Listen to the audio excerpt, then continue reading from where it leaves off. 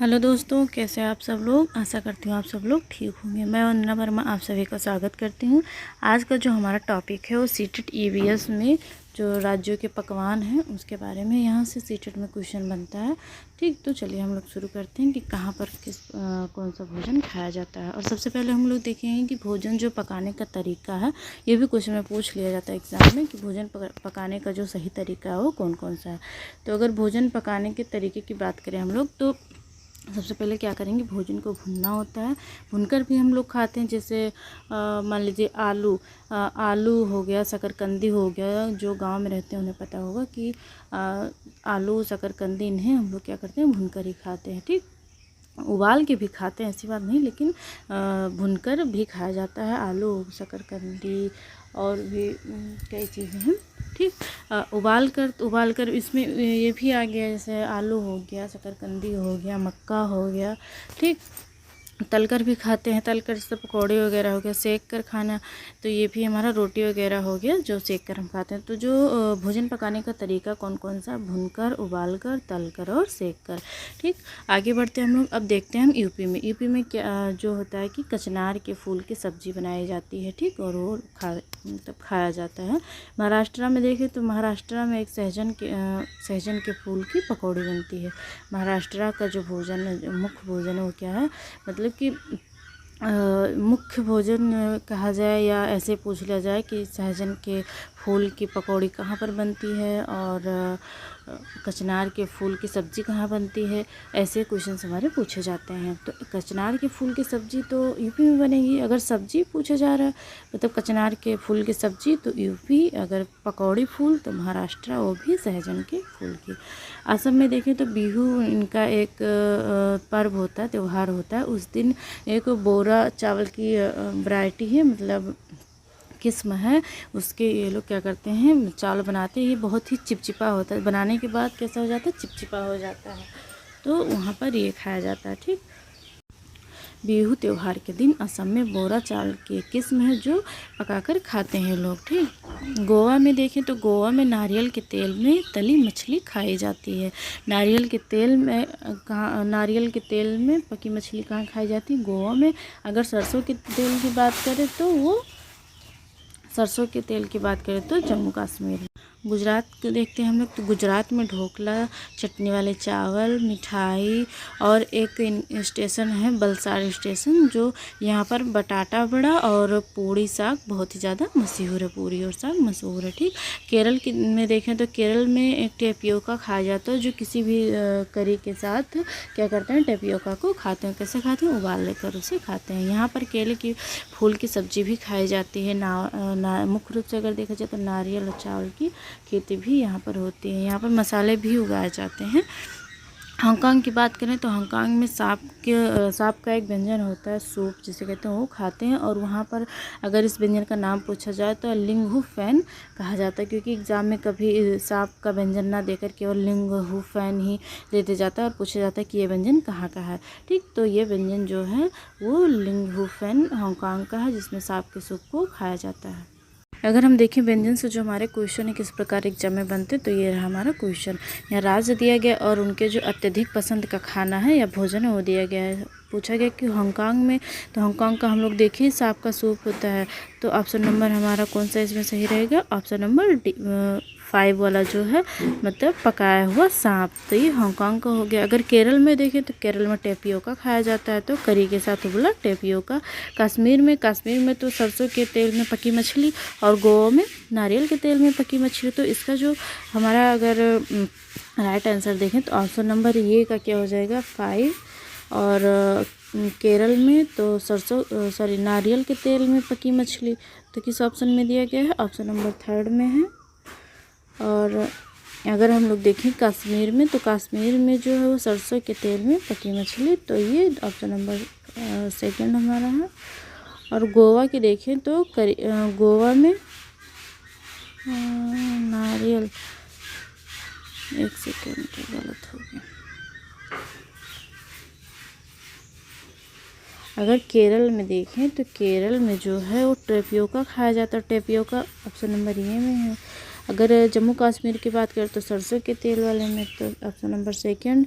गोवा की बात करें तो ऑप्शन नंबर थर्ड होगा। ऑप्शन नंबर थर्ड इसलिए होगा क्योंकि वहाँ नारियल के तेल में पकी मछली खाना भी पसंद करते हैं। तो कौन कौन से हमारे ऑप्शन हैं? ऑप्शन नंबर 5, 1 और सेकंड और थर्ड। तो ऑप्शन नंबर जो डी है ये हमारा सही होगा। इस प्रकार हमारे जो व्यंजन से क्वेश्चन होते हैं बनते हैं। ठीक, तो हमने इसमें देखा कि कौन सा व्यंजन कहाँ पर खाया जाता है। अब हम देखते हैं कि पेड़ के पौधे के बारे में देखेंगे। ठीक, तो अगला जो हमारा टॉपिक है वो कौन सा है?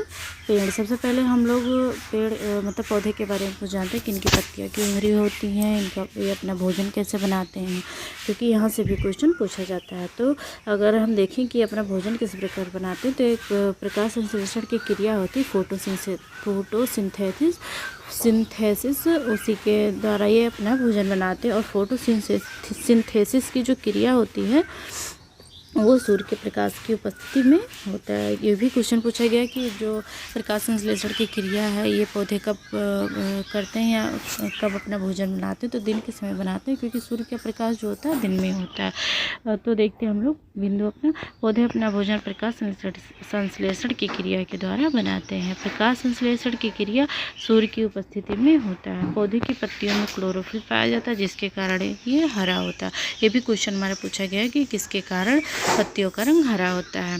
अगर हम लोग बात करें कि जो प्रकाश संश्लेषण, इसमें जो प्रकाश संश्लेषण की क्रिया है तो उसमें क्या क्या चीज़ की आवश्यकता होती है? तो कार्बन डाइऑक्साइड, जल, सूर्य का प्रकाश और क्लोरोफिल। ठीक, पौधे दिन के समय O2 छोड़ते हैं, मतलब ऑक्सीजन को छोड़ते हैं और CO2 को ग्रहण करते हैं। लेकिन रात में क्या होता है, ये प्रोसेस उल्टा हो जाता है। ये रात में O2 ग्रहण करते हैं और CO2 बाहर छोड़ते हैं, मतलब ऑक्सीजन को ग्रहण करेंगे और कार्बन डाइऑक्साइड को छोड़ेंगे।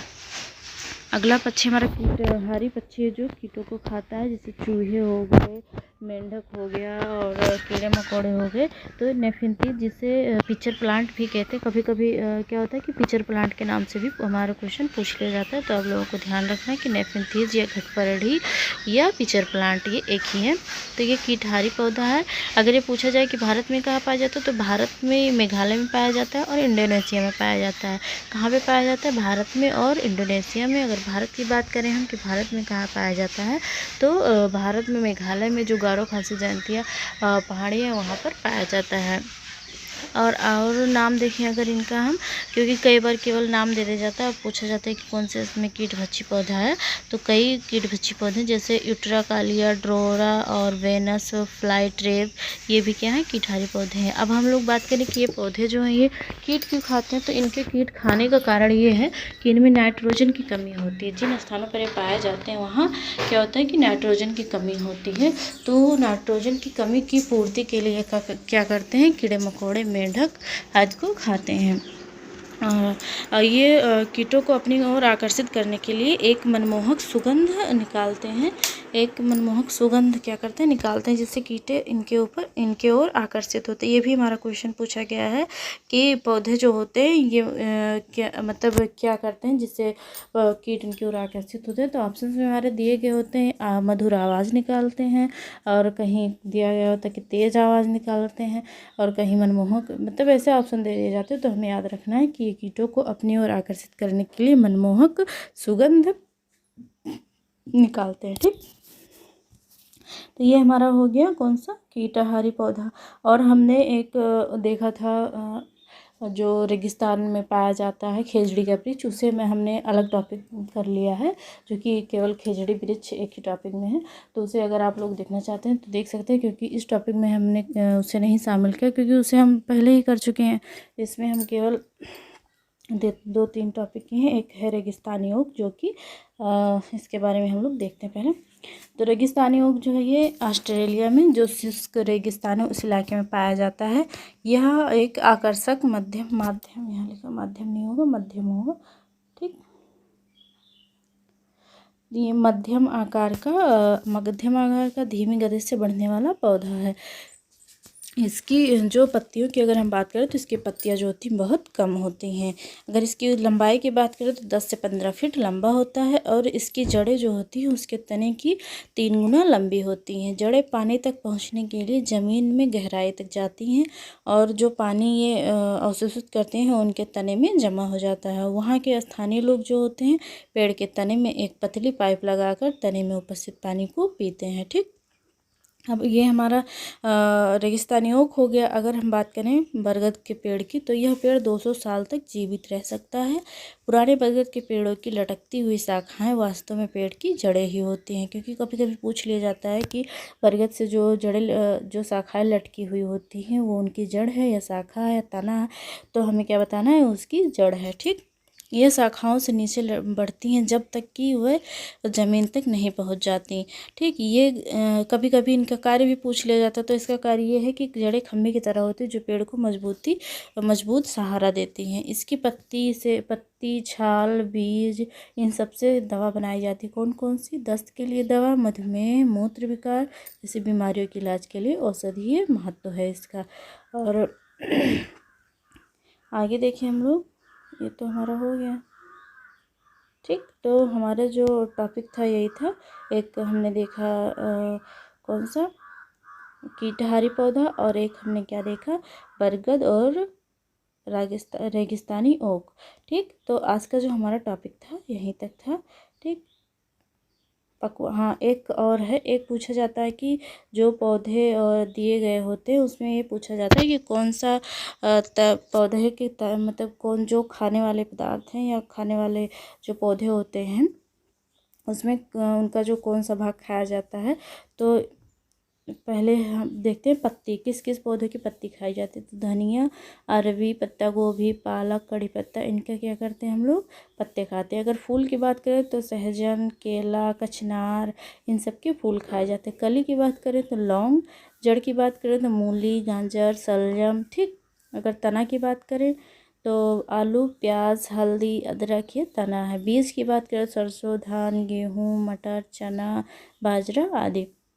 अगर छाल की हम बात करें तो दालचीनी और फली, मटर, सहजन और खेजड़ी का जो वृक्ष रेगिस्तानी इलाके में पाया जाता है, जो हमारे राजस्थान में पाया जाता है, उसकी भी फली खाई जाती है। ठीक, तो ये हमारे हो गए। यह मतलब यहाँ से भी क्वेश्चन बनता है कि ऑप्शन में दे दिया जाएगा कि मूली, गाजर, शलजम क्या है, तना है, जड़ है, पत्ती है, या इनमें से कोई नहीं। तो हमें याद रखना कि ये जड़ें हैं। अब हम लोग देखते हैं कि क्वेश्चन किस प्रकार बनते हैं, क्योंकि 2-3 क्वेश्चन हमने लिए हैं। सबसे पहले ये देखते हैं कि